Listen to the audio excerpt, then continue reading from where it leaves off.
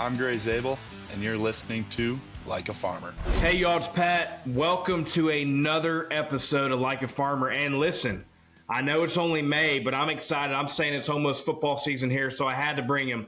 The 18th pick of the 2025 NFL Draft to the Seattle Seahawks, Mr. Zabel. Gray, I'm pumped, man. Like, how excited are you, like, today? Like, before we even get into it, I do a segment. Listen, you're going to get a care package from all of our sponsors, Case Knives, TECOVAS, Outlaw Beer. We got it all here today. But the first, right off the bat, I call it Cut to the Chase, presented by Case Knives. And I've just got to go and ask you this right now. How do you feel right now today after you're getting your name called pretty high up on that Thursday night just a couple weeks ago? It still hasn't sank in yet. Like, what a surreal moment it was, like getting my phone ringing right next to me and just showing my parents that it was Renton, Washington area code.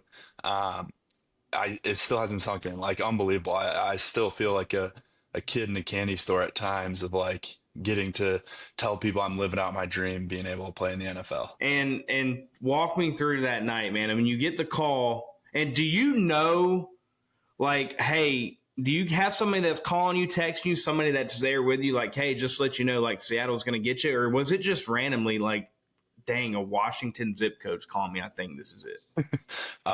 Yeah, just kind of randomly. I mean, leading up to it, I think I had like 2 or 3 phone calls that day with my agent of just kind of just rolling through teams like, hey, this is a possibility, this isn't a possibility. And then you're watching the draft and you're texting a little bit, but you're still kind of all eyes on that screen at all times. And then that phone just started ringing. And it was like your heart just starts beating. So you have an idea, but at the end of the day, you don't really know until you get that phone call. God, dude, I'm so pumped for you. And, you know, one of the biggest quotes, and I forgot what I was doing, Gray, and it, you know, obviously I always got ESPN or NFL Network, something on the background, and all you hear is like some farm kid that says literally, listen, I care about family, football, and farming. Like, tell me, like, why those three things are kind of on the top of your list when it comes to importance of your whole life. Yeah, I would think just growing up, that's 3 things, and it should be fourth. I mean, I got to include faith in there too because that's a big part.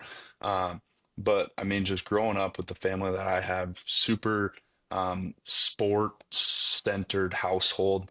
We played any sport possible, and then football was just the passion for football was unbelievable. I mean, I loved playing football from a young age, and then farming. Like nothing beats farming at the end of the day. Hopefully, whenever I'm done playing football, hopefully that's quite a few years down the road. But the day I'm done playing football, I will be out in a tractor farming of some sort. If that's back in South Dakota or family farm or somewhere new. So looking forward to it. Was it just, and I was watching when you got the call and just like all of your friends and family in the background, and you can just tell, man, you're in like this older ranch style home. You got some of like the hand knitted blankets in the back and everybody, and these aren't just like hugs. These are just like those hugs that, you know, you get from grandma and grandpa at the farm. And like, you could just tell your whole life has been built around this rural America lifestyle is like what I like to call it. I mean, it's just, and you hit, I mean, faith, family, farming, football, everything. Like, tell me how it was growing up, where you grew up in that area. And I'm assuming it's multi-generational farming for you, right? Mm-hmm. Okay. Absolutely. Growing up in small town, Midwest, kind of atmosphere is unbelievable. I mean, it's something that you can't really explain to somebody. Like you don't have enough time in the day to explain all the intricacies of like growing up in small town America. I mean, I think you can count the stoplights in our town on 2 hands, and then just the community support, the Midwest nice is a real thing. And so just growing up in the Midwest is something I will never take for granted, and hopefully I can raise a family in the Midwest someday here in the future. And it's so cool, whether it's the Midwest, the Southeast, the Pacific Northwest where you're going to be. I mean, there's always these pockets of small town American. And look, I mean, you see what I've got on the farming and football Absolutely. right here, baby. I love it. And it's like, think about myself and Josh Allen, right? And Josh and I started this brand I guess now 2 years ago. And look where he's from California, but he's from Fireball, California, a place that also probably has one or two red lights, if that. And like you get the first thing that you get coming from these small towns is work ethic, number one. The dude's the MVP of the league right now. I mean, you can tell when somebody is just born and bred in just rural America and they didn't grow up like this easy kind of silver spoon way. It was just like, no, you learn the value of a dollar. You know what hard work means, and you know that whatever the job is, you got to get it done. We've had a few people. Hell, we've got Tate Ratledge that has a show under this company. Mullets on the mic. You want to talk about a thoroughbred, hard worker. And he got drafted as well, going up to Detroit. Look at Will Campbell, who got picked up a couple picks before you. I mean, that dude's a dog. I mean, just ready to go to war for his quarterback. And then you've got yourself, and it's just so cool to see, like, listen, I'm going to get the job done no matter what. I mean, I'm not pretty accurate in saying that about yourself. Absolutely. Absolutely. What do you feel like when you think some of the lessons that you learned on the farm that you believe you can incorporate to what your everyday job is going to be? What are a couple of those? And where do I even start? I mean, well, first off, the three guys you just mentioned, like one, unbelievable human beings, two, great workers, and then three, I always see a smile on their face. And I mean, that's just the small town Midwest ties that are just kind of being able to be shown on a national stage. But the few things that I learned from the farm that I kind of carry over with me is one, like you said, hard work. If you work hard, anything can be achieved. That's farming, football, life, hard work prevails. Two, you really have to have that happy-go-lucky mindset. I mean, you can't really control a lot of things in life. A lot of the times it's not really about the action, it's more about the reaction, and understanding that everything in life is basically up to the Lord, and the man upstairs. So once you understand that in farming, it's a lot easier to be able to enjoy a half-inch rain instead of getting no rain. So those are kind of a few things that I know I've taken from farming over to football. So I love that, man. And tell me about, so you're growing up on the farm, and was it always like, hey, I'm going to play football no matter what, I'm going to go? Or was it more like, hey, this is kind of a hobby, I'm going to go and do what I can, but regardless, I'm just going to be working on the farm? Like, at what point were you like, man, football's actually going to be legit, I think? yeah, I would say that'd have to be like my junior year of high school. Leading up to that, it was probably like, I was thinking like, hey, maybe baseball's a route because I was a left-handed pitcher and I was an okay pitcher. And then Throwing heat or not really, just had some movement? yeah, I was like low 90s in high school and stuff. Lefty, I mean, that's Yeah. pretty damn good. So at what point were you like, okay, I mean, baseball's not working out? I mean, I can't imagine that it was that soon if you're throwing 90s as a left-hander. Well, it was more of I went to a football camp after I want to say junior year, and they're like, "Great, you have a really good possibility of playing Division I football. Like, you should really take this into consideration." And football's always kind of been like my true passion. And from a young age, my dad always told me and my two other brothers, like, once you take the shoulder pads off, you can never put them back on. You can play beer league softball, you can play city league basketball, but once you're done playing football, like you're done playing football. And I think I just carry that with me every single day. As I go through kind of this process is like, hey, you never know when you're done playing football, but once you're done, you're done. So try and play it as long as you can.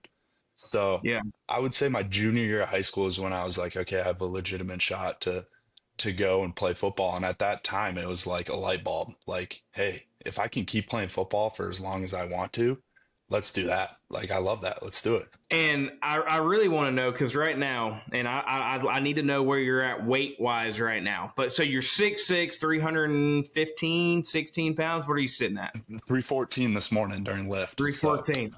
There you go. Now, was it always coming from South Dakota? Was it always like, man, I'm going to North Dakota?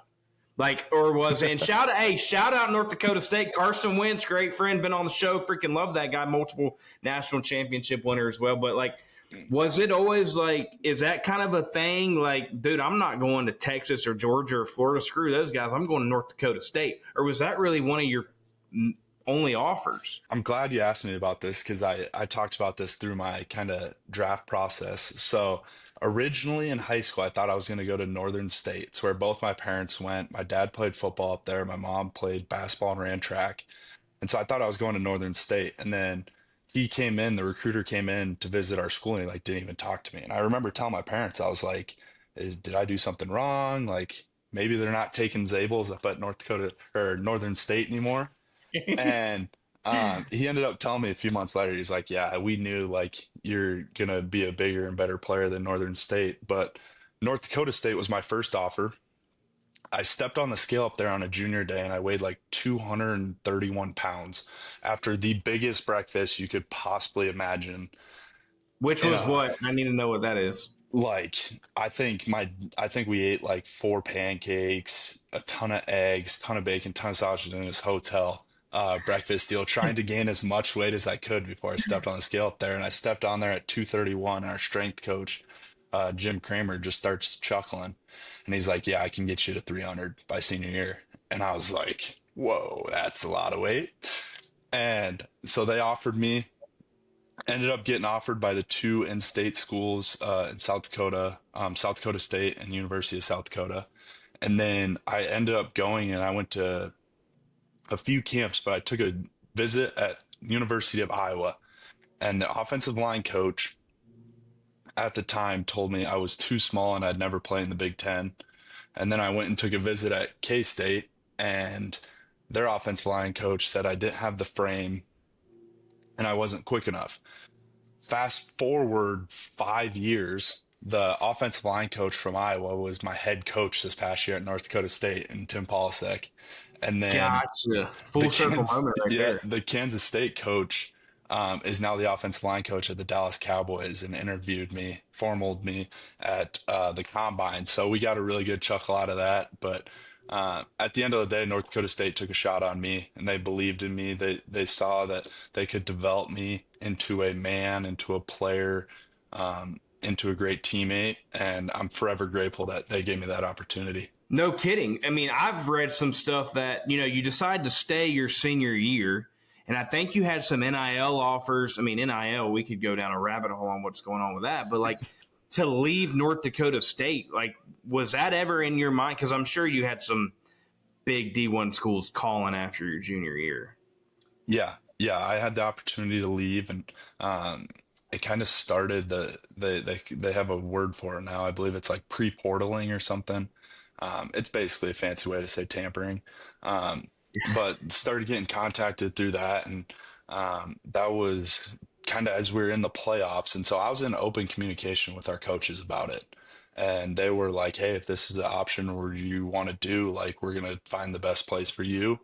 And it was a lot of tough conversations, a lot of um, kind of heartfelt conversations with my family, coaches at North Dakota State. And then I always say like it was a hard decision, but at the end of the day, it was an easy decision to stay at North Dakota State. Dude, loyalty, man. I mean, that's one of the main things I think is what a lot of people like about you. I mean, you've done that now twice, and it's really cool to see. Like, number one, you got to make the decision: do I go back to school or not? Because was that an option after your junior year to think about entering the draft? Yeah, it was, but at the end of the day, like you want to play as much college football as you can. Yeah, I mean, you only go to college once, like enjoy it, which I did for sure. yeah. Um, but there was some like conversations about that, but just with the my draft stock at the time and the projections, like it wasn't much of a conversation to declare. It's cool to see. So, number one, you had to make that decision. Then you had to make the decision: do I stay in North Dakota State or not? And then you think about, and I don't know this, so we're going to have to do some sort of fact check other than Wentz, I guess. I mean, you have to be one of the higher picks coming out of North Dakota State ever, right? Yeah, I think I was like number three. I think that's what my head coach told me, or Okay. the third highest, I should say. So, at what point during your senior year were you like, hey, I actually think I'm going to be a first rounder? I mean, was it Did it even happen at all? And it just maybe all happened during the combine, or how does that work? So when the agent that I have with Excel Sports, he also represents Cody Malk, like my best buddy. Yeah. And Cody's through, down here in Tampa, right? yeah, Yeah, I yes, love yes, that guy, man. yeah. Um, and through this process, or once we like got done with the national championship, I told Cody, and I'm like, hey, my one goal is 47 or higher. Like, and he was like, what do you mean? I was like, the 47th pick or higher.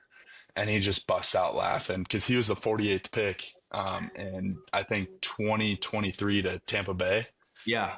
So that was my goal. 47 or higher is what I said. Dude, I totally like that went.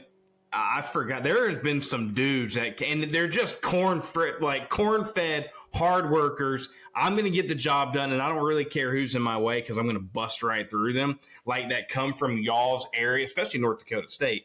Like that is, I totally forgot about that. Shout out to the Bisons, man. 2-time national championship with you. I feel Yep. like they've won like 20 of them so far.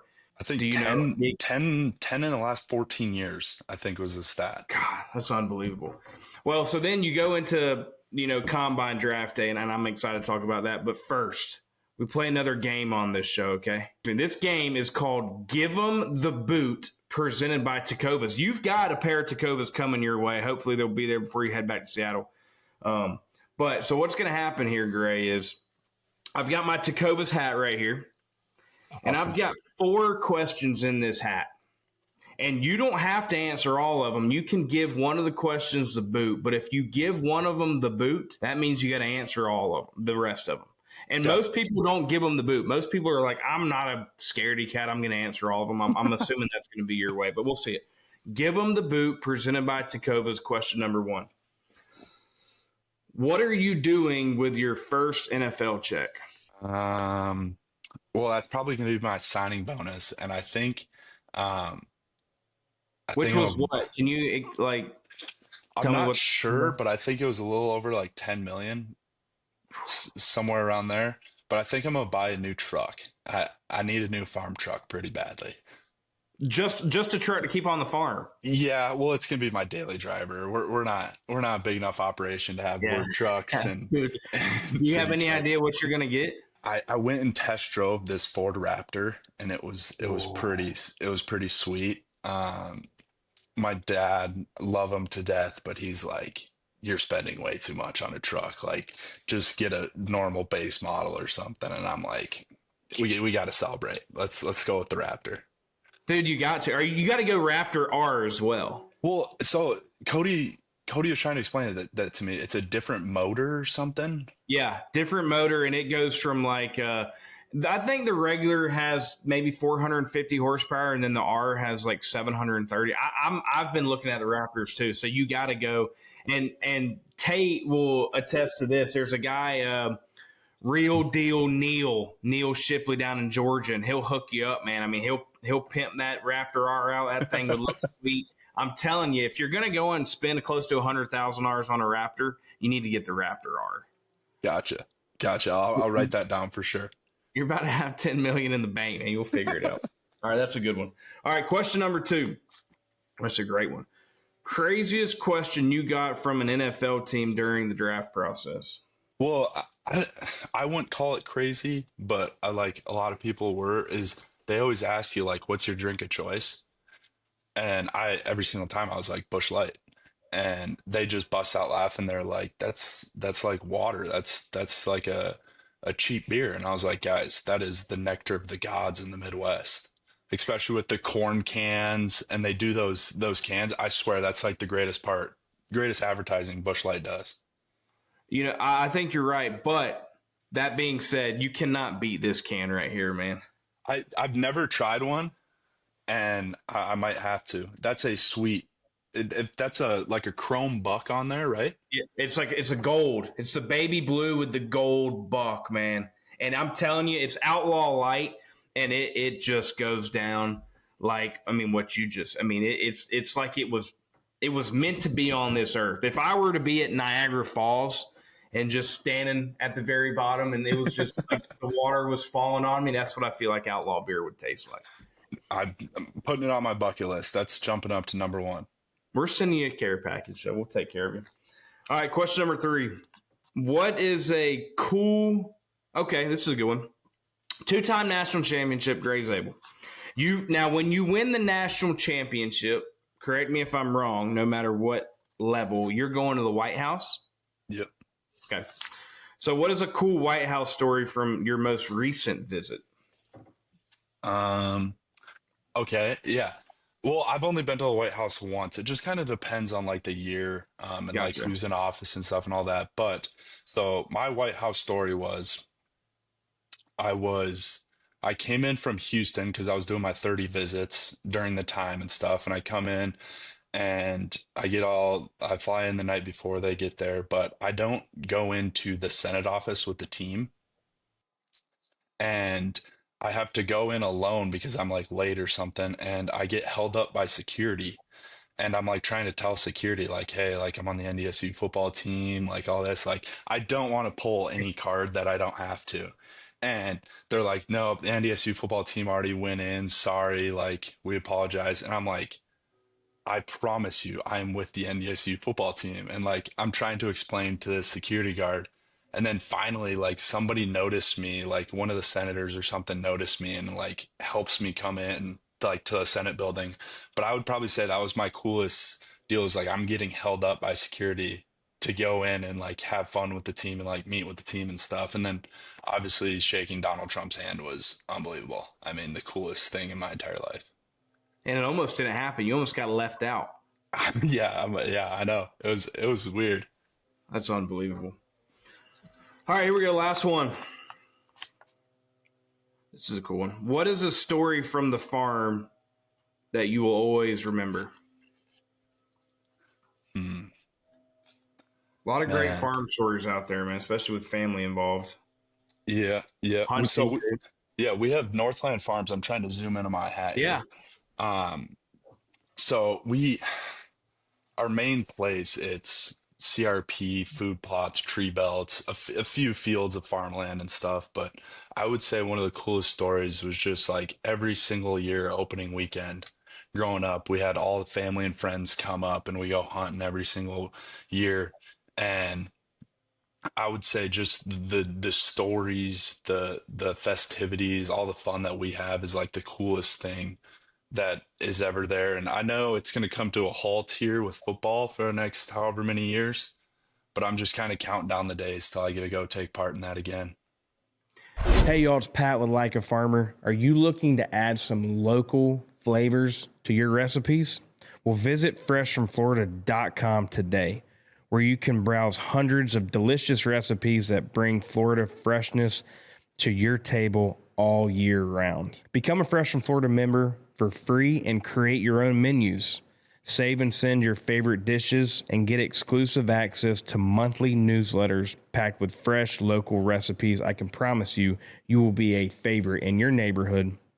From the Florida fields to your fork, year-round freshness and flavor are just a logo away. Fresh from Florida, there's a sunshine in every bite. Hey y'all, today's episode is brought to you by Ag America, your go-to financial partner for all things agriculture. As the largest independent financial firm dedicated to rural America, Ag America is changing the game when it comes to ag lending and leveling up finance options for farmers, ranchers, and landowners across the nation. And I'll let you know a little secret. The thing that sets this company apart from the rest is the people. They understand firsthand the unique needs of American farmers and ranchers because many of them grew up on farms themselves. They take a farmer-focused approach to finance, prioritizing relationships over transactions to help you build a stronger financial foundation for you and your family. So whether you're looking to buy land or secure working capital, Ag America has your back. Visit agamerica.com today to learn more and see how they can help you achieve long-term financial success. Because when farmers thrive, we all do.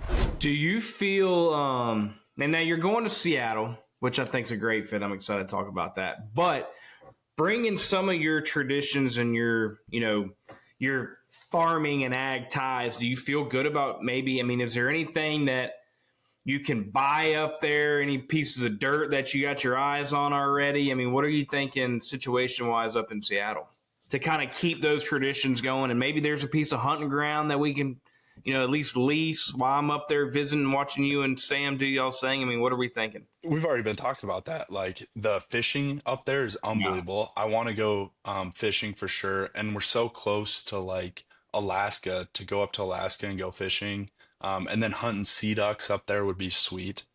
I know the eastern side of the state is more of like the farm country and stuff. And I mean, anywhere there's cornfields, there's got to be deer. So I'm hopefully, fingers crossed, can do something there. But I mean, I think I'm pretty sure they grow potatoes and corn and apples out in Washington. So if I got to hop on the apple train and try and start farming some apples, I mean, I might as well try, right? Dude, I love that, man. I feel like that was one of the first things you did when you saw the Washington area code and you got the call on draft night. You just had to go and look around. Look, hey, how can we country up Seattle a little bit? Picking numbers, Seattle Seahawks. You got to fit you 74 in college. Is that correct? Yep, yep. The equipment staff hands you a number the other day. Number 76. You want to talk about a legend, Steve Hutchinson. What is the first? Because I'm assuming you either knew about that or you knew pretty quickly. Like, man, this guy was a dude, and they're giving me his number. I'm assuming you didn't just go and pick that number. I mean, they gave it to you, and then what were your first reactions after that? Because that's what you're going to be wearing with the Seattle Seahawks is number 76. So I think we got to go like back to the start. So we're down at the Senior Bowl and they do like speed dating interviews. And I interviewed with the Seahawks and Steve Hutchinson like led the interview. And I Oh wow. remember leaving that interview and like calling my parents because Hutch was a Minnesota Viking. And that's kind of how like I knew of him. And then I also knew he was out in Seattle for 5 years. So I remember leaving that interview. And I like quick called my parents and I'm like, hey, Hall of Famer Steve Hutchinson just interviewed me. How sweet is that? My dad like thought it was the coolest thing ever. And so I was able to kind of know about Hutch, talk to them a few times, and then ended up getting drafted. And like the equipment people out there, like, hey, here's the numbers to choose from, but we kind of set aside a number and we think it'd be really cool if you'd wear that number. And that was the first thing, like one of my friends or something looked up the roster and there's already a 74. And so I was like, okay, this just waiting to see. And we get out there and I'm talking with EK, our equipment guy, who's already a really good friend of mine. He's like, hey, we thought it'd be cool. And like Hutch thought it'd be cool if you'd wear number 76. And I was like, yeah, I would, but I need to ask him, like, ask for his permission. And so I felt like a tiny little kid, like tugging on his shirt, like, hey, Hutch, would you mind if I wore your number? Like, would that be okay with you? And he's like, yeah, you don't need to ask me that. I would love that. Like, that'd be super cool. Like, I think that'd be awesome if you wore it. And like, it was a huge sigh of relief over me. And that was how kind of 76 came about. And hopefully I can represent it in a sliver of the way that he wore it in Seattle because he was a damn good football player out there. Damn good one. Big shoes to fill right there, Gray. Now, when you go and you get picked up, you go to Seattle, you meet everybody. Like, at what point are you digging in and like, okay, this is what the team looks like? This is like, I'm assuming, your number 18 pick first round. I mean, you're going to be playing pretty soon. Like, have you been digesting kind of the roster and number? I mean, who you're going to be blocking for? I mean, Sammy D. You want to talk about adversity, hard work, and never giving up right here. And I mean, listen, West Coast kid. We'll give him. I don't know if he's hunted. Don't know if he stepped foot on a farm. I love Sammy D. So adversity never gave up. There's a lot of teams that wrote that dude off, and he proved everybody wrong last year. Deserved the bag that he just got in Seattle. You're gonna be blocking for him. Like, how do you feel about the team right now? The draft after they, drafted you obviously this year. You feel good about the team and what's to come? Yeah. Super excited. Like, what a squad that we have out in Seattle. I mean, I know Sammy D has to have some sort of country in him because I met him and he was wearing a Whiskey Myers t-shirt, and I was like, all right, yeah, like My boy. I'll block till the end of time for this guy. And he said he like even met him and went to a concert. So then I got extremely jealous. I was like, "You met Whiskey Myers?" Like I only went to one of their concerts, and I'm standing like a ways back there. But have a guy like that who's one, an unbelievable leader, and two, just a great dude. Um, then you have a running back like Kenneth Walker, and then you have Coop Cup, JSN. Um, you have defense. We just got an absolute playmaker, Nick. I cannot pronounce his last name, like Imanwari from South Carolina. Dog, unbelievable dude too. Just unbelievable young talent on this squad. This draft class was unbelievable. I mean, give it up to John Schneider and Coach Just a McDonald. genius in the league and been doing Yeah, it forever. I mean, that like dude, yeah. unbelievable. And then you got a young guy like Jalen Milroe coming in who's hungry. And also Which will be interesting to kind of see if packages are, formed around them and, what all they're going to be kind of throwing them in to do. But I mean, the dude's a dog and he's a hard worker and, he's got talent. He played, I mean, anybody who snaps the ball at University of Alabama's got some talent. So it will be exactly, interesting to see how y'all, fit him in some of those schemes. exactly. And then, I mean, just on the offensive line, you got Abe Lucas at right tackle, Charles Cross at left tackle. You got guys that are hard work is just in their blood and their DNA. Um, and then you got Byron Murphy on the D-tack side, so it's gonna be fun going up against him in practice every single day. Um, but excited because it's an unbelievable team. Like you said, the top to bottom, they're a Class A franchise out in Seattle, and I'm just once again unbelievably proud, excited, honored to even be part of the Seattle organization. I've just got to, and I'm going to have to call you right after. I mean, to go from a North Dakota State, which I'm sure those fans are rowdy, and I'm sure y'all have a good time, and I'm sure it's loud.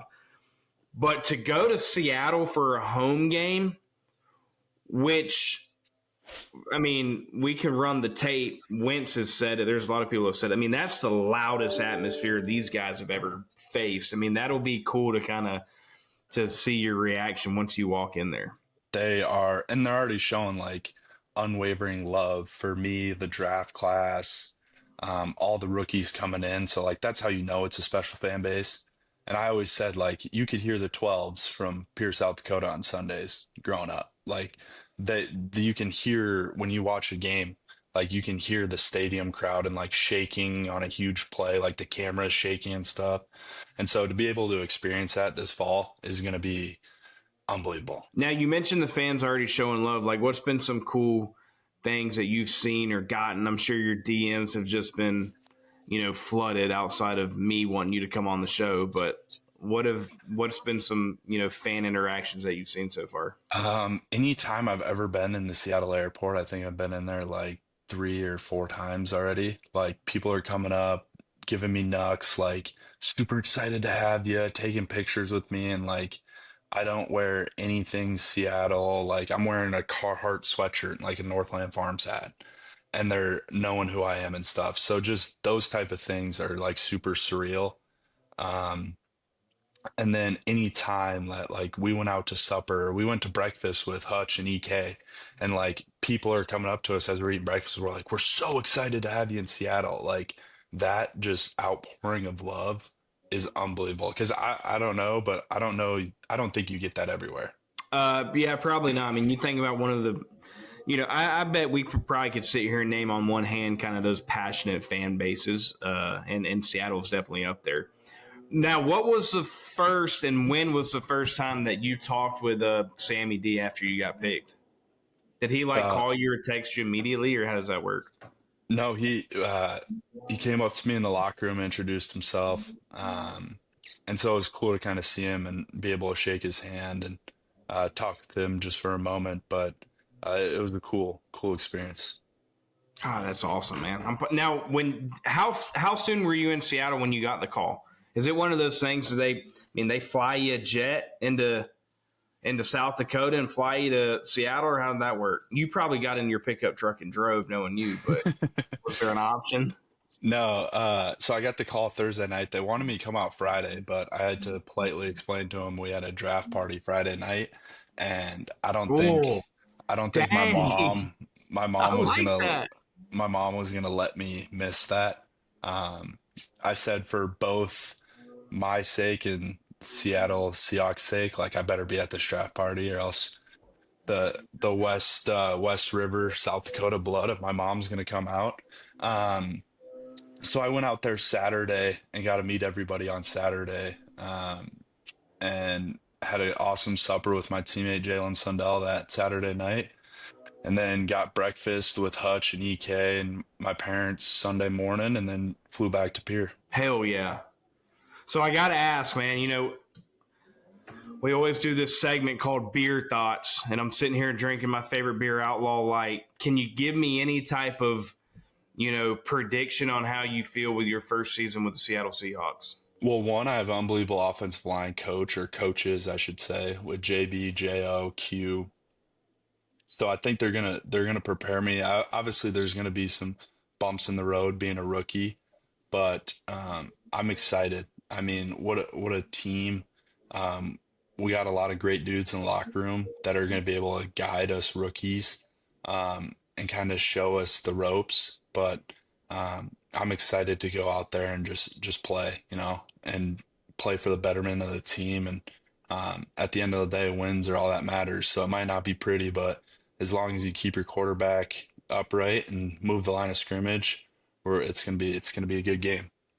God, I'm pumped for you. Have you? I don't even have the schedule. I'm gonna pull this up. I mean, what are you excited for, like schedule wise, in 2020? Like, is there a game that you circle? Pump for all of them. You circle all your division games because you got to win those. Um, Tampa Bay, you circle that just because bragging rights with Big Cody. Um, and then, man, we're gonna get some playing miles in with our away schedule. We're going cross country on quite a few games. So, You um, think Falcons, Panthers, Jacksonville, and Washington? yeah. And I think, do we play Pittsburgh? Yeah, I guess that's you're right on that too. Yeah, which should be a Yeah. great game. So, yeah, Seattle Seahawks are gonna get some flyer miles in this fall. I love it, man. I'm pumped for you. All right, so good football talk, man. Outside of football, Northland Farms. Now, remind me again, Gray. Is that the family farm, or is that more your thing, or what's going on with that? Yep. So, okay, my grandpa started it, and then he ended up passing away in 2019, and then there was about a 4 to 5 year gap, and my dad farms as well, but my dad like doesn't have a farm. He's kind of lame, like he doesn't have any cool merch or anything, or even a farm name. So then I started farming this past year, and I started up Northland Farms LLC, and so that's just kind of what I've taken over. And so we just call up at our main place just Northland Farms, and then my place is Northland Farms LLC. Dude, I love that. And you got to go merch, man. You got to find a cool name, and then it's all about the merch going forward. I mean, you got to get Pops to learn that kind of the new. Number one, it could be an awesome revenue stream, as we all know. It's not like farming. You've got some great years, but you also have some really bad years. So, Pops, you got to find some other revenue angles, and that might land on merch. Yeah, Any yeah, what are we thinking hunting up there, man? Any big deer up there? Or? yeah. God, dude, what was that saying my dad always said? Like we farm to hunt. True. And so we do pheasants, ducks, geese, deer, everything in between. And so a lot of the times, and I know it has to piss some of our neighbors off, but like we'll just leave chunks of corn standing just for wildlife over the winters. Because I mean, they got to eat too, as we always say. And we just leave perfectly standing corn up for food for the wildlife over the winters. So hopefully, here in the next few years, we are able to make some hunting trips up to the Northland Farms. Man, you got to leave the food for the big bucks. You got to get the mass and the antlers, and then obviously, I've got my backdrop right here. I'm a waterfowl guy. We've got the Oh small yeah. black-tail down here in Florida, but I guess it was 4 or 5 years ago, my uncle left Florida, and my uncle's the CEO of Ducks Unlimited. So I've been spoiled on my duck hunts over the last 5 years, but definitely my favorite type of hunting back there. And the deer in Florida, I mean, you can only kill so many basket whitetail 130s, and the turkey hunting's great, though. Yeah, I mean, is there anything better in life than shooting ducks in the morning in a cornfield Are on you like a kidding? little snowy day, little bit of wind? It's cold, but you don't know that you're cold because their ducks just keep on swarming down into the decoys. Is there anything better in life? Great. Let me give you a scenario, okay? How about the night before, you've got football on, Sunday night football, Seattle Seahawks are on. Gray Leaf Sammy D just clean. I'm talking about his jersey doesn't have a dirt stain on it. You've been drinking bourbon all night. It's time to go to bed, 1 a.m. 3 hours of sleep, 4 a.m. You can hear the alarm clock. You're still a little hazy, still a little red in the eyes, but you're going and you're sitting in the duck blind. You pack a cooler full of Outlaw beer and some beef jerky, and you just sit there and you just watch the birds flutter in, and you limit out in about 30 minutes. You head back to camp and you cook just a monster, you know, pancakes, bacon, sausage, whatever you want. And then you go and you watch football again. I mean, tell me a better scenario than that. Sign me up. I mean, I could like that right there is just that. There's nothing better. That's probably my favorite type of hunt because you can yuck it up with the boys. You're in the duck blind. I mean, they can't hear shit anyways, and you're just waiting. And then hopefully, if you're in a good spot, I mean, you limit out in 30, 45 minutes. But if you're not, dude, you're drinking beer, you're eating beef jerky. If you're, some people are smoking Marlboro Reds, whatever you want to do in the duck blind is 100% allowed. Yeah. I'm gonna give you a scenario here, and this is what I lived, high school, college, all that.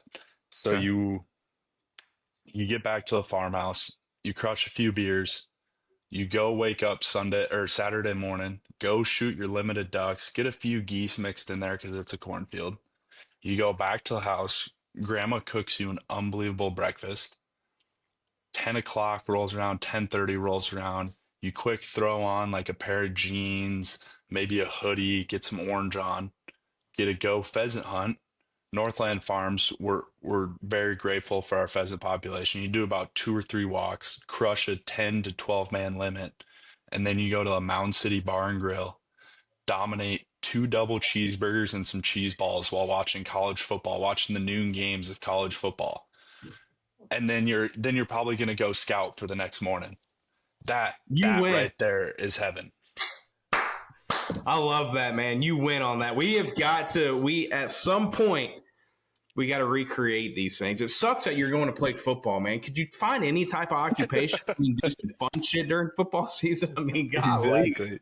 Exactly. That's what bye Um, weeks are for. So, that's true. There you go. Bye week. We'll plan that. So real quick, man, 10 million bucks, tell me something like outside of football, farming, like what else are you passionate about? What else do you want to do? I can tell you're not somebody that's just going to go and, buy a bunch of vehicles and Rolexes and houses. I mean, you're going to do good with your money. I can go and tell you that. Like, what's other things that you're passionate about? What do you plan on doing, whether it's back home, within the city of your new city of Seattle? What are we thinking? I'm gonna get a nice set of golf clubs. I got an okay pair right now. They're just getting a little old. I'm gonna get a nice set of golf clubs, and I'm gonna golf. Like any time I have free time in the summers, I go either fishing or golfing. Those are the two things. And I love golf because I think it's the one sport where it does not matter how much you can lift. It doesn't matter how much you or how fast you can run, how big or strong you are. Like it is a pure talent, like mental warfare game. Like it's all about the next hit. Um, and so I love playing golf. And so that's one thing that any free time I get, I'm going to dive into. You're spot on that. How far are you hitting the ball? I can take my driver about 320 to 330. Okay. Who's your guy on the PGA? Who you watching? Who you tune in on Sundays? Gosh, I mean, Scotty's just the man. Like he's a cold-blooded killer. He's the dude. Um, but growing up, I loved watching Phil Mickelson, that lefty, all sorts of shots. I mean, he would always hit like a baby draw. I mean, I'm a fade type guy, but he would hit a baby draw that was just beautiful. God, yeah. I'm a left or right guy, actually, man. I'm a fader. I'm right-hander. Are you right or left-handed? I'm a lefty. I'm a lefty, Yeah, so left. Okay, so of course you like Phil. yeah. That's awesome, man. Well, I can't tell you how pumped I am for you, man. I mean, like to go from what you have like came from to, hey, I'm pitching. I'm a pretty damn good left-handed pitcher. To okay, I got to give that up, even though I'm throwing 90s at a lefty. I still want to dig in on that off the camera. And then football, North Dakota State, staying one more year, final year, drafted number 18. Like, you're going to Seattle Seahawks to compete for championships. Like, dude, I'm pumped for you, man. And it all started at the farm. Exactly. I mean, does it get any better than that, man? I'm excited for you. I'm pumped that you came on the show. I'm excited to tell your story a little bit. And if there's anything I can do for you, man, just you've got my number. Reach out, and I'm excited to watch you on the football field, man. I'm looking at the schedule right now. I'm definitely going to come to Seattle and watch you and Sammy D for a game or two, but I'll be at some of these away games as well. Absolutely. Absolutely. Well, I'm going to do this one time. Let's see how good I do it. With the 18th pick in the first round of the 2025 NFL Draft, the Seattle Seahawks select Gray Zabel, guard, North Dakota State. Let's go. Perfect. Appreciate you coming on, man. And I appreciate y'all for always tuning in to another episode of Like a Farmer. As always, catch us on Wednesday on YouTube or wherever you listen to your audio podcast. Remember, like, comment, subscribe, share, do whatever you got to do to be like a farmer.